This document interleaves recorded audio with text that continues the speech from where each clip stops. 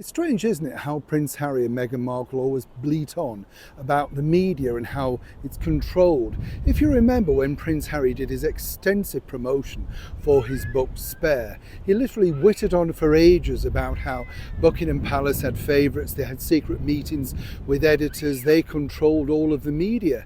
And as we've seen recently, of course, he's still got those ongoing litigation cases with the likes of the Mirror, the Sun, and of course the Mail and Mail on Sunday, in the hope, of course, that he can get all of these sort of things overturned and exposed.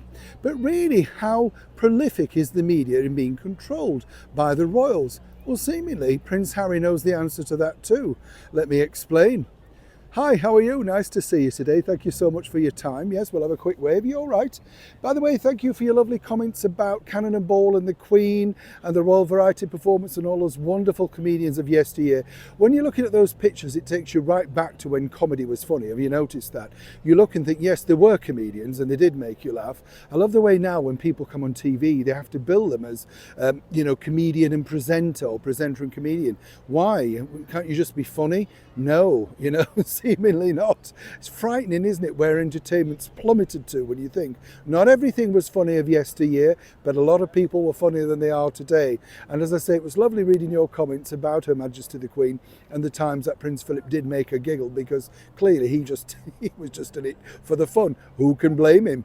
Now, a lot of people might say that Prince Harry used to just be in it for the fun. That is, of course, until he met Meghan Markle. Seemingly then it became all serious. The world was against him and everything was terrible. His life was terrible. Didn't know anything until he'd met her, apparently. Fascinating to think, though, isn't it, that when he moans, as I say, about the media, he literally goes on about how controlling they are.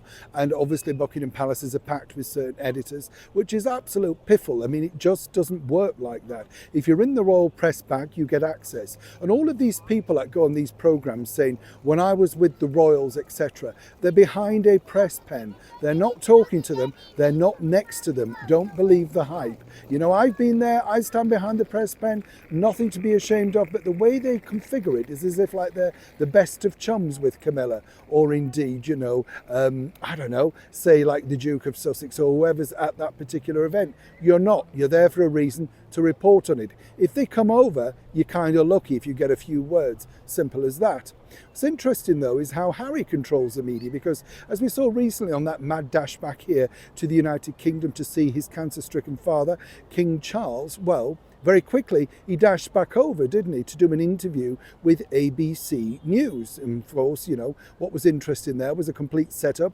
I told you all about it. The questions were asked in advance. They knew exactly what they were going to ask.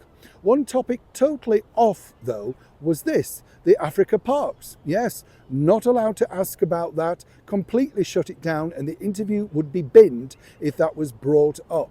You see how controlling it is now? You get how it's one rule for Harry, but one rule for the rest of them. Interesting to note also, as we mentioned before, that this could have been a duo interview, but apparently the fee was only for one. Apparently ABC not as cash rich as you might think.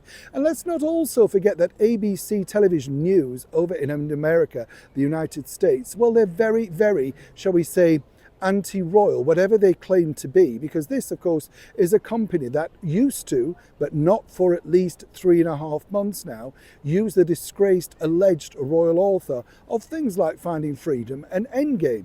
You'll notice he's been disappeared from their screens for some time. Their excuse is they're busy working on another book. ABC's excuse is they're having to cool down the hot under the collar operation. Yes, exactly. You understand? So for Harry and Meghan to moan about exactly press control, they control all their own press. It's just that they don't want you to know it. And nobody's allowed to ask Harry about a very serious topic that he is aligned with: Africa parks. When will that be allowed? Or will that never be allowed? And once again, who's controlling who, Prince Harry? Neil Sean, Hyde Park, London.